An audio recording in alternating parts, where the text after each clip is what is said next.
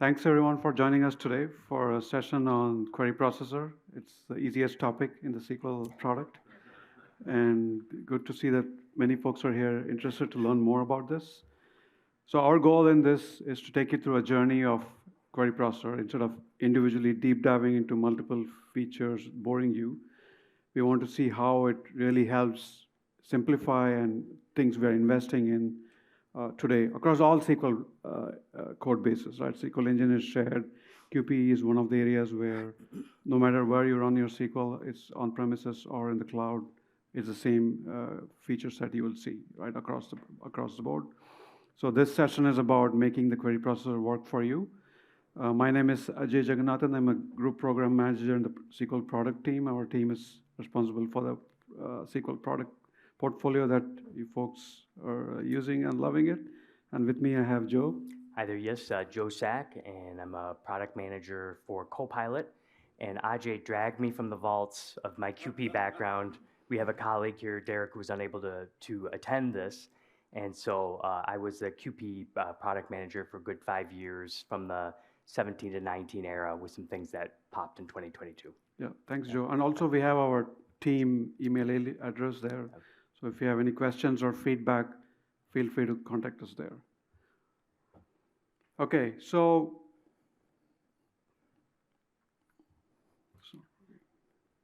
what are we going to talk about today, right? Today we're going to talk about a blend of features, how they orchestrate and work together to make query performance better for your applications. A lot of this will happen underneath the covers without you having to intervene.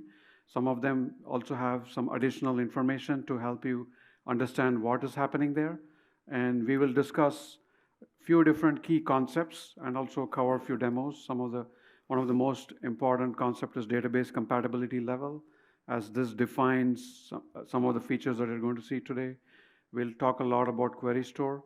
We have enhanced query store to support some of the new features. And it'll help you automate some of the query performance tuning. And Joe will also cover some new intelligent QP features, both which work based on a feedback mechanism as well as non-feedback features. So that's the high-level agenda, a lot of content. Happy to take questions at the end of each section, but this is since it's an advanced topic, and if you have deeper questions, we can either stay back or discuss more at the booth. So when we looked at this session, we wanted to see who are the key user base of SQL and how they will use SQL and run queries and what are the common patterns that we'll see, right? So we have identified 3 different kinds of user base. One is Hugh G query.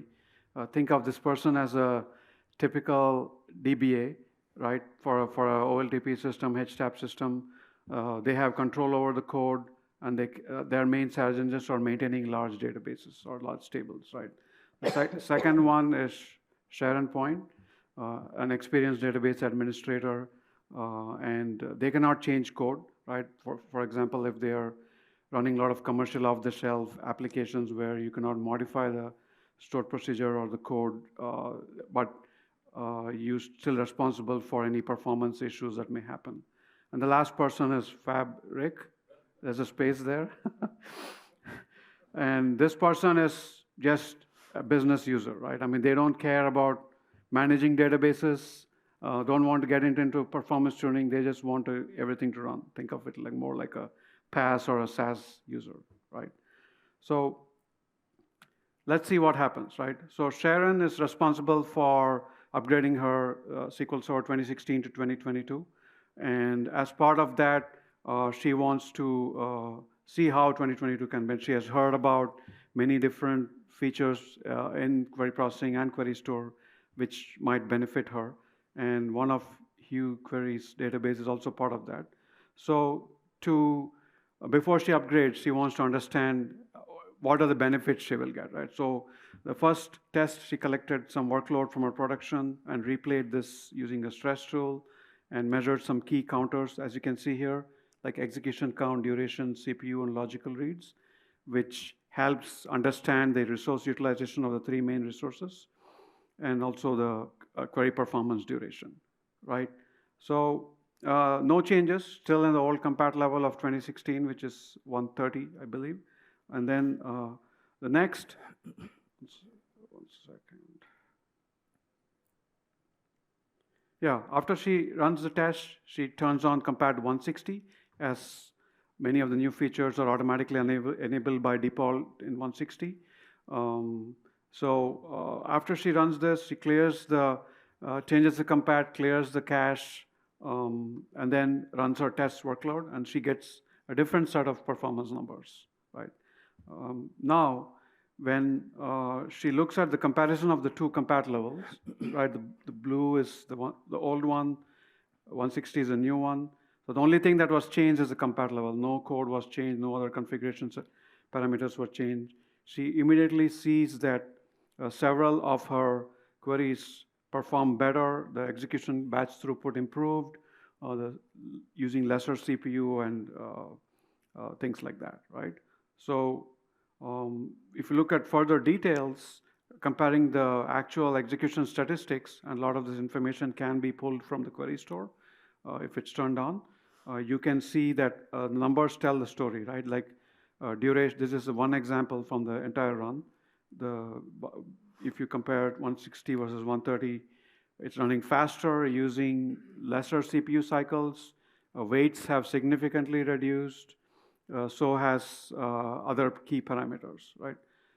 Overall, everything has done well. 22 has improved their experience, and they're very confident that they can now upgrade to 22 and turn on the compat level to get the latest features, benefits, right?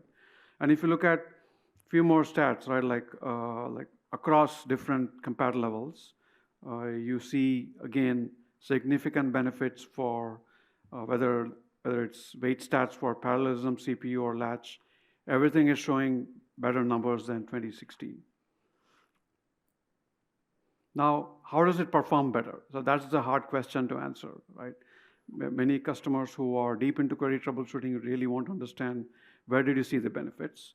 So to understand this story better, Sharon and Hugh run this query, right? This query will help them dig into the query store, pull out some key information to understand what are the things that the query store can give you insights on how the query is performed. An aggregated view here shows that a couple of feedback features kicked in. The first one is CE feedback, and you can see that for a few different queries, there was no recommendation, which is the first row. What that means is the feedback didn't kick in for those queries. For some queries, it benefited, so it says verification passed. And for some queries, it regressed, right? SQL Server determined that using CE feedback, changing the plan will not benefit anything, so it did not use the CE feedback. We also see that memory grant feedback kicked in for a lot of queries. And this probably benefited, which is why we saw lower memory numbers in the previous slides, right? So we'll dig deeper into these features and how they help, but this is the high-level view they got. Then they ran joined with a couple of other catalog views to get more details at the query level. As you can see that this query shows for each query what feedback features kicked in, and what was the feedback information, right? Like what was the reason the feedback was provided. In case of CE feedback, you can see independence or simple containment. For memory feedback, it gave how much that more accurate prediction of memory grant executions, so that you can reduce spills or improve concurrency. So those are the types of information you can glean from this, right? So that's how the story starts. Now, the key part of this, as I mentioned, starts with compatibility level, because that's where, as from a query processor feature innovation perspective, a lot of it is tied to that. So let's look at how this has evolved, right? So if you look at the timeline, and then if you go back to 8.0, which is SQL 2000, till 2014, generally what we were followed is anytime we added a new compat level with a major version, we deprecated anything which was two versions older.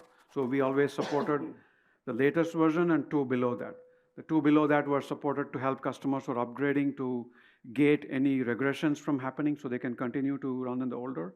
And we also, when we deprecated the older compat levels, It also means any features that were tied to that could also be deprecated as part of that. So that was the principle we followed all the way to 2014. But in 2016, we changed something, right? We came up with a principle that we are not going to deprecate features, so we will support older compatibility levels, starting with 2016 supports, I think, 100. So if you're upgrading a database to 2016, the minimum supported is 100, which is same as SQL 2008. And whether you're running on premises or in Azure SQL, you will see that we'll support all the way down to 2008. So there are some very rare cases where you may not want to change it in case you feel that that is the best case for you, right? So that's something to keep in mind. And in the cloud too, so with SQL 2022, we introduced compat level 160. In the cloud, SQL DB and MI, we are still at 150. One common question we get is why it's behind. There are a few reasons.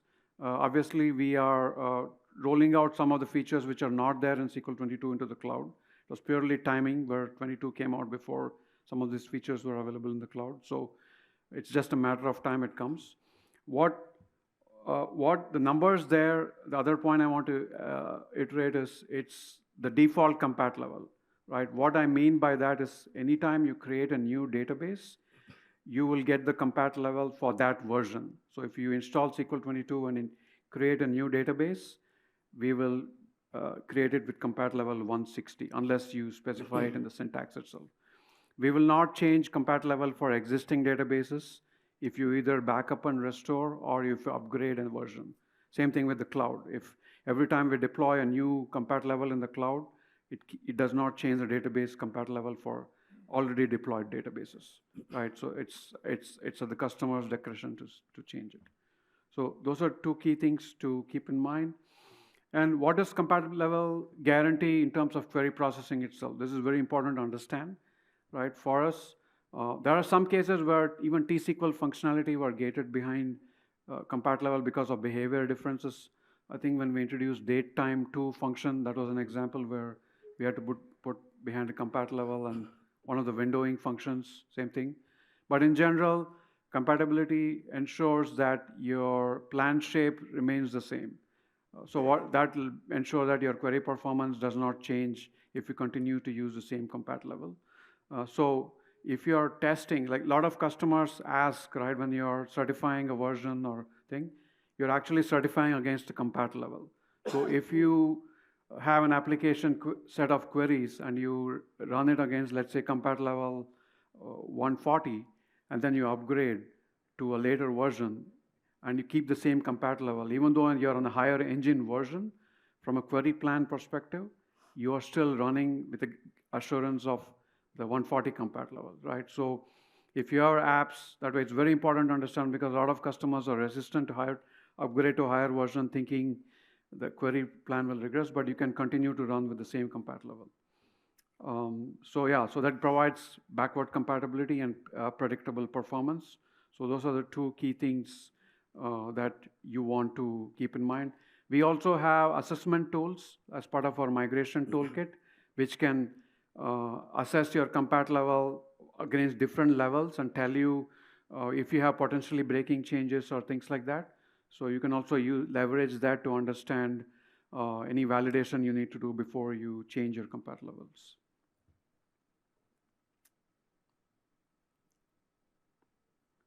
And the last thing I would say is the query plan behavior is what we want to protect with compat level, right? And this also helps ensure that your application certification, like I said, is independent of the engine version itself, right? The only things which are not covered by compat level are anything which are not related to plan affecting changes, right? Like, for example, you have specific engine features outside of query processing which you're using, which may not be available in an older version or newer version. Enhancements in like storage engine or the memory manager or scheduler, those are all not protected by compat level. So those are the validations you will still need to do. But it also, one of the key benefits is also migration, right? In addition to upgrade, if you are migrating, since we support the same compat levels across all our SQL deployment options, if you validated a certain specific compat level on premises and moved to the cloud and stay in the same compat, you should get the same performance. There should be no change. And here's some examples of how you can check what compat level you are on and do that. So with that, I will hand it off to Joe to talk about some of the key changes we made in query processing, which are related to this. Very good. By the way, any questions so far, like a question or two, we'll dash them in. Yes, yeah. No, but I'll repeat your question. How's that sound? Okay. Just something I've always wondered about is you have the ability to, in the software, Microsoft has the ability to support all the different compatibility levels. Does this not create overhead in the software to be able to do that, or how do you make that effective? So repeating the question, with all these different compatibility levels, doesn't this add to the overall software process and the overhead and you're absolutely right. And it's actually one of the biggest drawbacks, really, because you have this enormous test matrix that engineers really have to be mindful of, and it's huge. So yes, it is hard. I just came back from MongoDB, which was a cool 2-year experience, and it was really great in a lot of different ways. And they had similar things where they're changing their query processor. And those same questions came up of, okay, but now we have this responsibility when we change something, and all of a sudden you have extra tests you didn't have before, extra responsibilities to the customer. So absolutely, yeah. One more question? Yeah.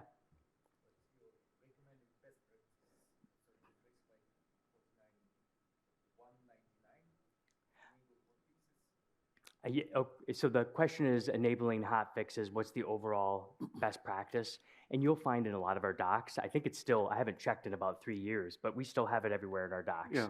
So if it's in our docs, that's a good indicator. If it's in our KB docs, it's a really, really good indicator of having it enabled.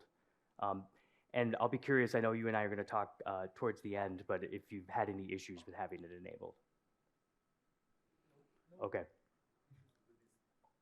Yeah, I mean, generally the principle we have followed is when we release a major version, it'll be any new features will be under the new compat level, and any CUs that are issued after that which involve plan affecting fixes will be under the trace flag, but that'll go roll over into the next compat level for the next release, so that way customers can have some stability, right? So that's our key recommendation.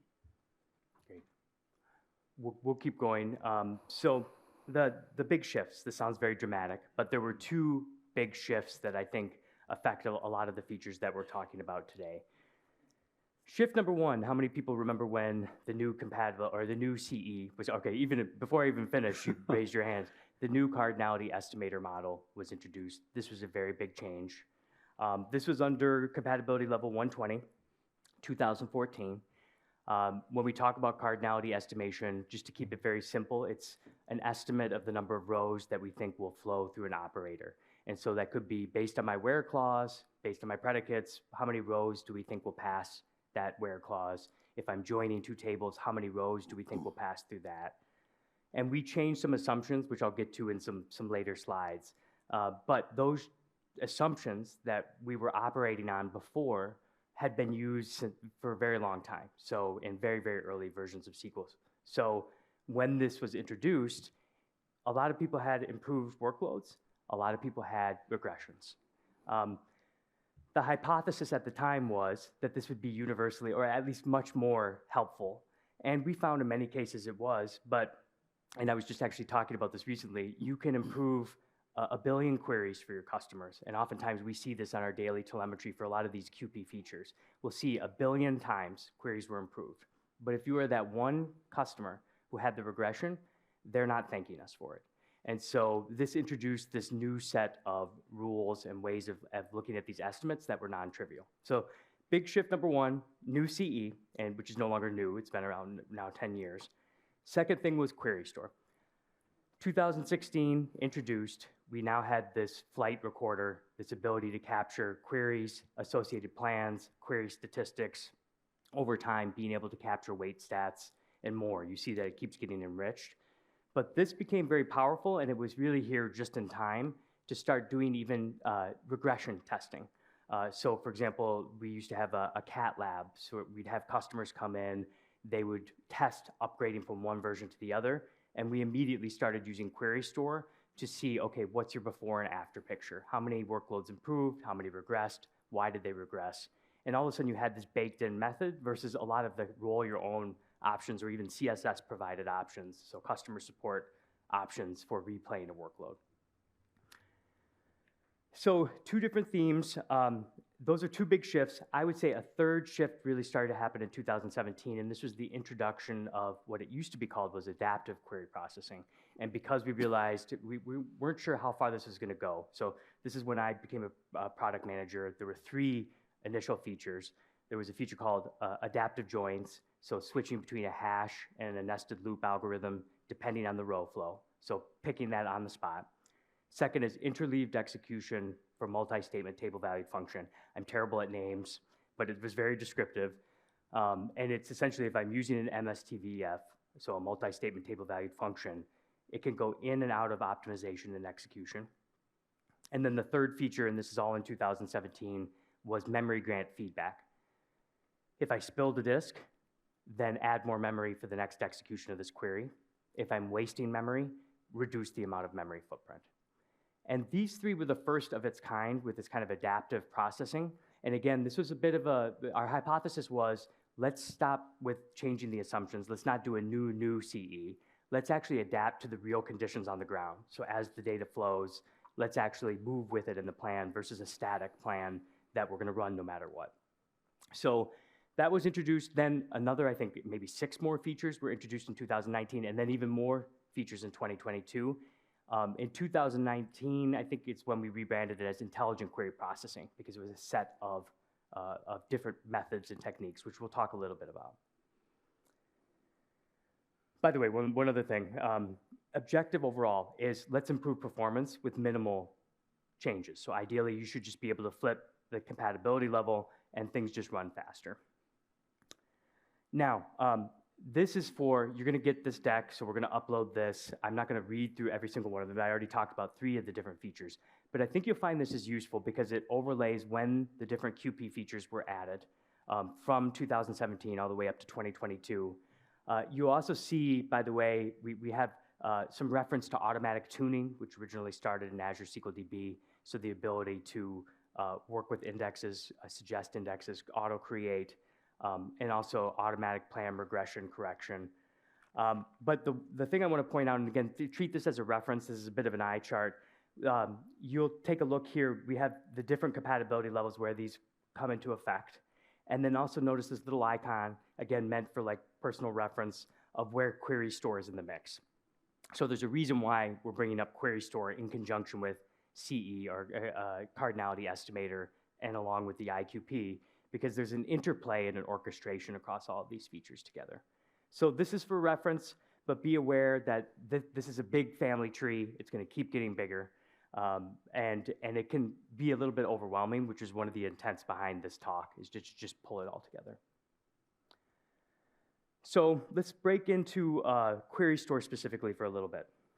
So I mentioned it's the flight recorder, and in 2016 it was not on by default. And I remember in some of these early cat lab tests, you would turn it on, and if I had very compile-centric workloads, you would see that there'd be overhead.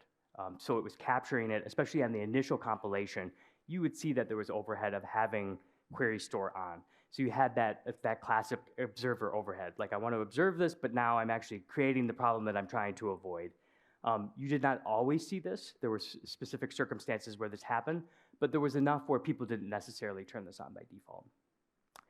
Then over the years, as we had this in Azure SQL DB, it became on by default for Azure SQL DB, and we were building different ways to make it as lightweight as possible, have good defaults. I know Tiger team, so Pedro worked a lot on these originally in the day of adjusting the right defaults. And so as of 2022, for new databases only, it's on by default. So it's now had a good number of years of accrued wisdom and settings and patches that we felt confident that if you're creating a new database or you're upgrading and then you decide to flip it over, it's safe to have on. Another feature I want you to be aware of, and I personally feel this is a little bit of a sleeper hit. So Ajay brought up the concept, I think it was Sharon Point, and Sharon Point is responsible for performance, but cannot change the code. And we've all been there where it's like, make it better, but don't change anything. This is what this feature is for, and it also gets leveraged in some IQP features. So for query store hints, the concept is if you have query store on and I'm capturing a query, gets executed, we then store the query, which will have a query ID, will have plans, one or more plans that it has, and the query execution stats. We will now have the ability through this new command, sp query store set hints, where we say for this query ID, I want you to do X. So it could be set max degree of parallelism, recompile for this particular query each and every time. You can have multiple query hints that are associated with it without changing the code. So this is super helpful, especially with packaged software as well, where you really can't. You're going to break the contract, but you need to change some behavior. This introduction gives you something that's a bridge. It's always intended to, by the way, you ultimately want to change the code, but if you need to buy some time, this is often a great way to do it. And furthermore, this is often used with some of these QP features. So because we have this infrastructure, we use it for things like memory grant feedback persistence, which I'll show you a little bit about, CE feedback, and degree of parallelism feedback. Because when it detects, hey, I want to adjust parallelism, I want to adjust memory, or parallelism specifically in CE, we can apply those hints. So here's a bit of a demo. And by the way, so when you have the deck, you're going to have my talk track with it. Let's see, I won't be able to do it exactly synchronized, but you have now the demos with me talking within. So let's go ahead and kick this off. Okay, so query store hints. Let me see if this is this running? Yeah, it is. Okay, so I have a database called property search. And first thing I'm just going to do is just check all the conditions for a query store hint. So first of all, what's my version? Is query store on, which it should be? And then what is the state of my query store? So if it's read-only because maybe hit a limit or you set it that way, we're not going to be able to do this. But if it's in read-write status, we're going to be OK. So we're going to execute this. And then again, this is just prerequisite checking. And we do see I'm at 2022. I'm at CU12, the latest CU as of this recording, which was just like 5 days ago. Next, I'm going to check for query store hints. So query store query hints. I'm just checking nothing up my sleeve. There's no existing hints here, seeing that anything else has been applied. And I have an offending query that goes select address from properties where list price equals a specific list price. This, by the way, if you attended my Copilot session, this is one of the offending CPU queries that I used in the demo. We execute it, and I see that I have a query that is running in parallel. It's using actually 8 processors. So if you look at the root node, you're going to see 8 for the degree of parallelism. It's great because it ran fast, but if I have 50 of those concurrently running, you're all of a sudden eating up a lot of CPU, which might not even be necessary. So for this scenario, I'm going to use query store hints to try to bring down the level of parallelism, again, without changing the original code. So I have this next query that's going to look up the query ID. So I'm just doing a search. There's lots of different techniques out there. MVPs actually have a lot of good ways to match on this. This is my way of doing it, where, hey, for the particular query I'm interested in, we're looking at query ID 159. Now, if you clear your query store, that ID changes, by the way. That's not meant to be permanent if you clear it. So I'm going to do sp query store set hints for query 159, and I'm setting a hint of option max.1. And we'll go ahead and create this. And again, I'm not changing the original code. When that query comes in, we're going to use that hint. And I can now see this in sys.queryStoreHints, my query ID, and option max.1. And I could have multiple hints at play, by the way, so it's not just one hint at a time. Let's re-execute. Now, at this point, what do I expect to see if it matches? If I go to the execution plan, we should go from parallel to serial, and we do. I'll go to the root node again. We're going to see a few new attributes because the query store hint is in the mix. So we'll actually see in the attributes option max.1 under query store statement hint. So you'll have that visibility. It's not just happening invisibly behind the scenes. Now, at this point, if you are that DBA, if you're Sharon Point, you want to fix this eventually. But let's just clear it so I can just show you a little bit of the before and after. So ideally, you fix the issue, you clear the hint. There's no more hints anymore. In this case, I didn't fix anything, but we're going to just go back and show you that, indeed, we're back to the parallel plan. So we're intercepting that query from parallel to serial to parallel again. Okay, so this gets really powerful, especially with, and I've been working with SQL Server since like 1997. There's hints galore. They're already, I mean, the idea that we're going to get rid of all the hints, it's just not going to happen. This actually, if you look in books online, we talk about the hierarchy of how this gets applied. This becomes a final say. So if you need to change the behavior and you cannot change the source code, this is another way for you to go, no, this is what we're going to do. It gets the final version of the query. One more thing, and then we'll pause for questions. So there is in preview the introduction of read-only secondaries being able to capture query store workloads on it. Yeah, and everybody's very, very eager to get this out of preview. So let me just start right there. But the concept is I'm going to be using my read-only secondaries for scaling, and it's there to scale. It's there to be able to take my read traffic and move out and then keep my read-write traffic on the primary replica. And now we have the ability to capture that query store data. Again, the queries, the plans, the query stats, the weight stats. Now, that secondary replica is still a read-only replica. So we are using the transport to move back to the read-write replica. So SQL Server 2022 under trace flag if you want to try it out. Azure SQL DB, Ajay, same thing. It's a preview at this moment. Everybody's eager to do this, but we want to do it right. And this is an example where sometimes the preview is like, come on already, let's get this out. But if we're saying, let's hold up, trust us, you probably want to hold up just a little bit. We want to keep getting more feedback and evolving it. So with that, I think we're at the next section. Let's stop for a question or two. Yeah. Just to confirm the priority, if you've got a hint on TSQL and you apply a hint on query store, does that override the TSQL? Correct. Yes. Yeah. So it's like a final say, which means, by the way, the people with permissions to create that hint have power. You know, and so you want to do it judiciously. Yeah. And by the way, the question for online was, if I have embedded hints, does it really override query store hints? Really take precedence? And the answer is yes. Yeah. Yeah. One more question. Yeah. Can you create table hints? I have to look up, but this is where my I don't think that's been added as of this most recent. Yeah. But there are a few roadmap items before I left in 2019 that I'm coming back and I'm like, okay, and that's on the list, along with a few other things related to just template, creating a template where you don't have to necessarily match on the exact query. Yeah. Okay. Yes. Can I use this yet to get rid of all the no locks and override that? Okay, so that's, I hear you. Yes, thank you.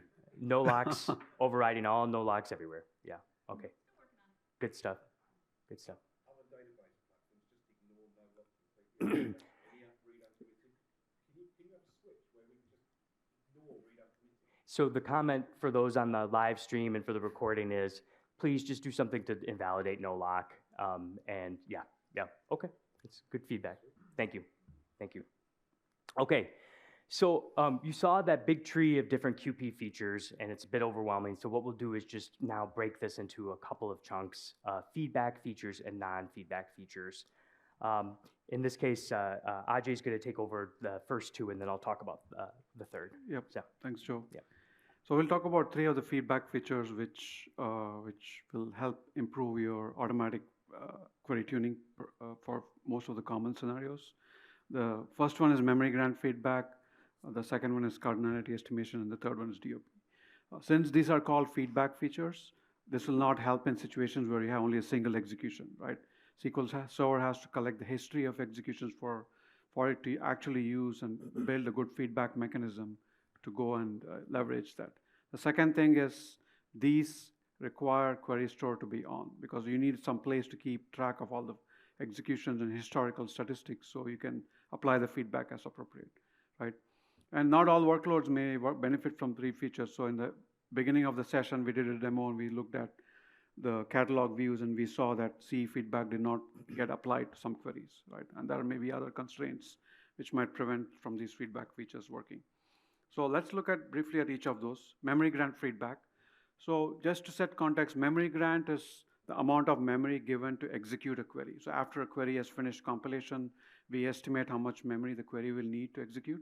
So that's when we give a memory to that query. So there can be two kinds of problems. Either you overestimate, meaning you granted excess memory, which means you are taking away or starving memory for other queries from running in parallel, or you overly underestimated the memory the query needs. So TempDB is used as the backup space for memory. So you will see spills. So if you look at the query plan, you'll see spills. So memory grant feedback takes an attempt to look at what memory was given and what was outcome of the query. Was it over or under? And then tries to fine tune the memory grant and tries to make it smoother, right? So in compat level 140 in the previous release, like 2017, we introduced memory grant feedback for batch mode, and then we introduced for row mode in the 2019 release. What we have done in 2022 is learning from those experiences, we have tried to smoothen the prediction. So you can see instead of this sawtooth pattern, you get a more stable memory grant allocations using a percentile-based algorithm, right? So this is what you will see in 2022 with this enhancement of this existing feature. The second feature is degree of parallelism. Like we saw Joe hinted maxstop 8 to 1, right? A lot of customers do not know what maxstop to set to, right? There's some various recommendations published over the years. People try all kinds of numbers, but there's no magic way to predict the right one, right? So our attempt with DOP feedback is to similarly look at the historical executions of query, what number of cores, how much parallelism was actually used, and then use a step-down mechanism to try with a lower DOP. Let's say the first time the query executed at 8, max DOP 8, or with a DOP of 8, but next time it'll try DOP of 6, it'll go down by 2 and see, can I run with a lower DOP and yet get the same benefits or performance, right, with approximately the same execution time? If yes, we will try running with the lower DOP till it stabilizes. Then we'll go even lower. We'll go all the way down to 2. Right? Below 2 is no longer parallelism, it goes to serial. So that's why the min DOP is 2.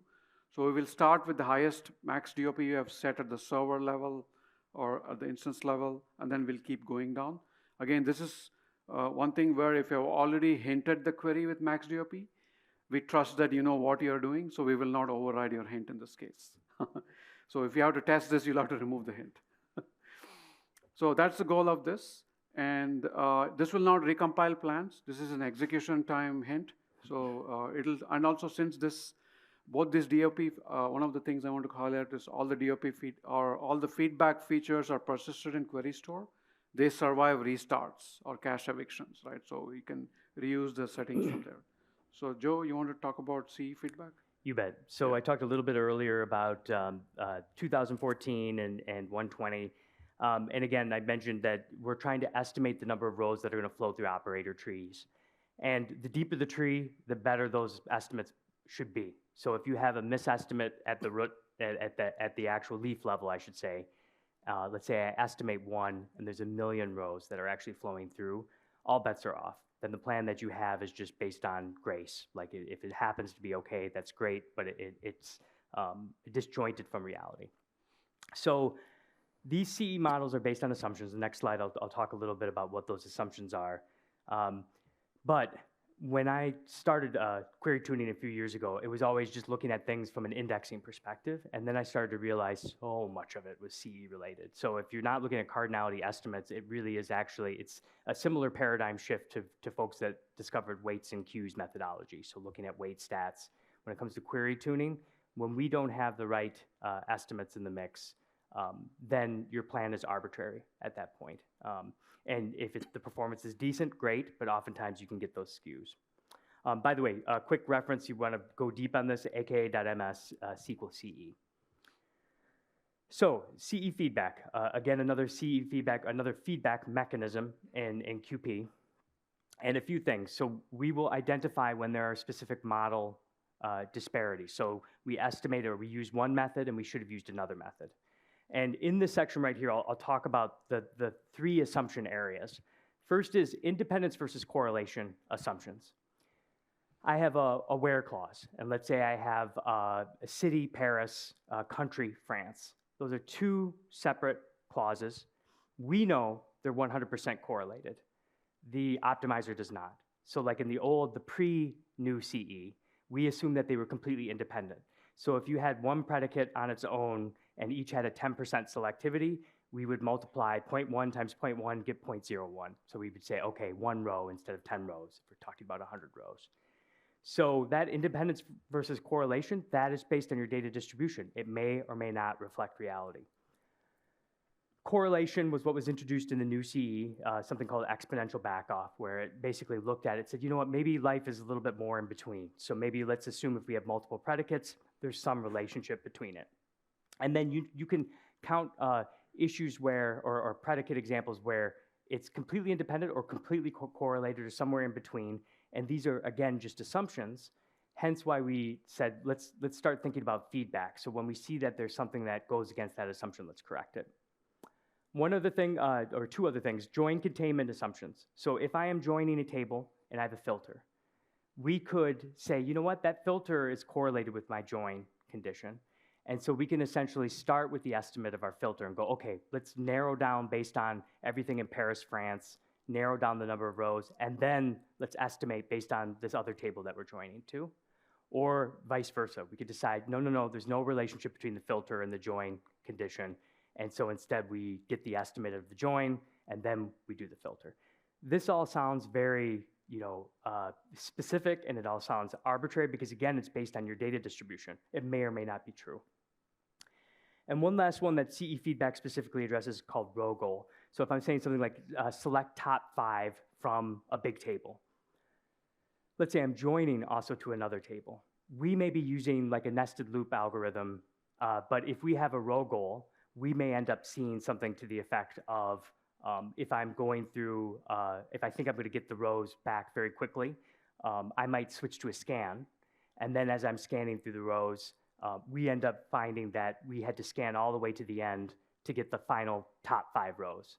So it's a situation where we assumed uniform data, and we changed the algorithm behind the scenes, or we changed the query execution plan, and we were wrong. So that's classic row goal scenario. This is enabled in 160, like the other features. Again, you'll see this on the main reference. And I'm going to show you a demo. This one is on specifically memory grant feedback persistence. Okay, so this was introduced in 160, although we apply it further back because it's one of those things where it was a pretty safe change to make retroactively. I'm checking to see if there's any feedback in this database. Again, there's no feedback here. And I'm going to execute a query that's going to ask for an excessive amount of memory. And I'm doing this intentionally. If you saw the stored procedure definition, we know that it's going to ask for too much memory. If we go ahead and examine this further, looking at the execution plan, we can see this warning right here. And if we actually look at the warning section at the bottom, if people look at the root node, we see that we've detected an excessive grant. So this is a case where memory grant is going to kick off. It will kick off when we're wasting more than 50% memory, and it will kick off if we're spilling. Okay. Now, in terms of next steps, so starting in 2022, that feedback now gets persisted. So now we are in and I think I accidentally paused this, but that feedback gets persisted. So before, if you had a restart of your server, you would have to keep relearning. So if I'm executing it 50 times, it would have to and let's say the cache gets cleared, we would have to relearn the fact that this is asking for too much memory. So we see there's a feedback entry here. This is persisted in query store. So if you clear query store, you're no longer going to benefit from it. But if you keep query store intact and we have a restart, you're going to not have to relearn that information. By the way, I'm going to keep moving on because we've got a little bit more content to go. So persistence, by the way, I had mentioned that was introduced most recently, but that we've gone back in time to do it. The percentiles, that chart you saw where you saw the jagged up and down based on different query grant sizes, that too is also something that's part of 140 and up. It was a safe change to make. It smooths out. And so, okay. I'm going to move a little bit more quickly on this one. So We introduced parameter-sensitive plan optimization. There's actually a really good session with Aaron and Hugo. Hugo was dialing in from afar. It was really, really good session because it had Microsoft representation and MVP representation, so it gave a pretty balanced point of view. But think about it this way, some procedures or code may not be optimal for all scenarios. So if I have like an input parameter of agent and I'm selling properties, properties for sale, and some agents just have 20 properties, another agent has 76,000, another has 1 million, then we can now cache multiple versions of that plan. So I can have a lightweight one that assumes a small number all the way up to one that has a big grant and different join algorithm selection. And then one other thing we want to show you is about optimization replay.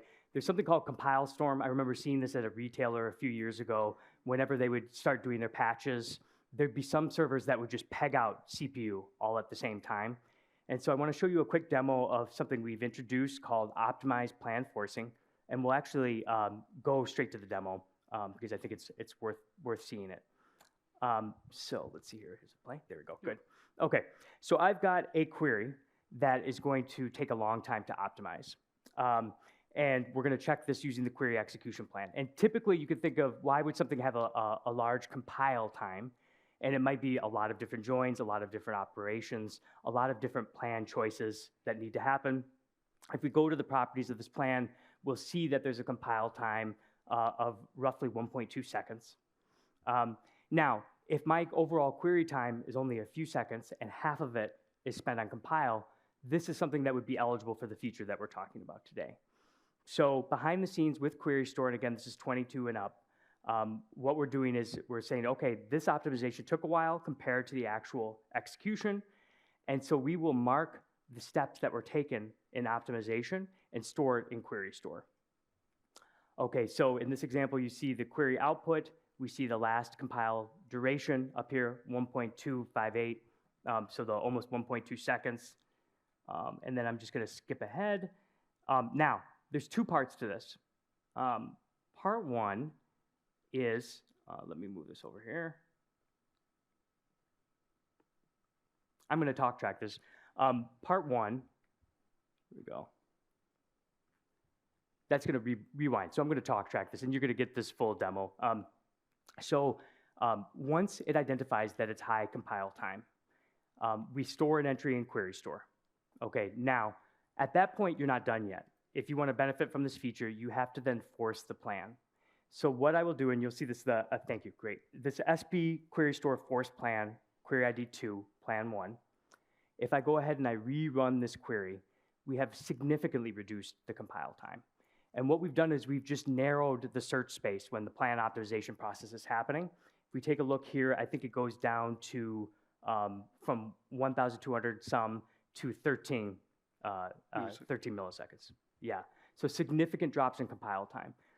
This is another one of those sleeper hit things that I don't think customers have been as aware of, but I want you to be aware it's two parts. First, you look in Query Store and go, hey, was it marked off as eligible for optimized plan forcing? And then the second thing is you have to decide to actually force the query execution plan. Okay. So we're at the summary. I do want to save, I think I know we're almost at time. We'd love to save for at least a couple questions. And I will be available for like the next 30 minutes to the next session to answer questions as well. So any questions that you want to, yeah, please. With the SPO, when it was released, there were a number of people saying that where you've got multiple plans in the cache, you can't always identify the spot that that particular statement came from. Yeah. Is that being fixed now, or is that still an issue? So within Query Store, you can identify it, but not within the DMVs, and that has not, as of, and by the way, I checked this, I think I checked this with Bob just yesterday, but that has not been addressed, and the feedback is completely fair. And questions for those that are watching this online, there's an issue where you can't always see what the parent object was for PSP. Yep, so definitely fair feedback, yeah. Yeah.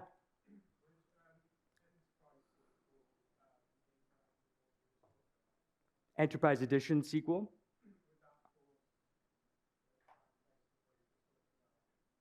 So this optimized plan forcing, is it an Enterprise Edition feature? Is that what?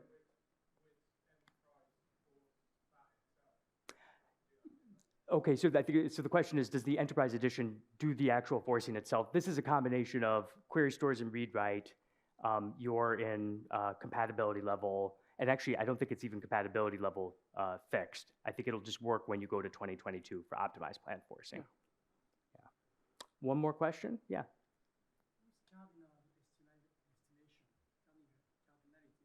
Yeah.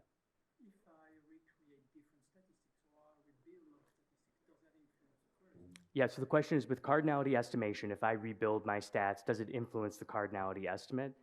Did I reflect that properly? Does it influence what you put in the query store? Does it influence what's in query store? So if we're talking about CE feedback, if you have significant data distribution changes, we could be recompiling again.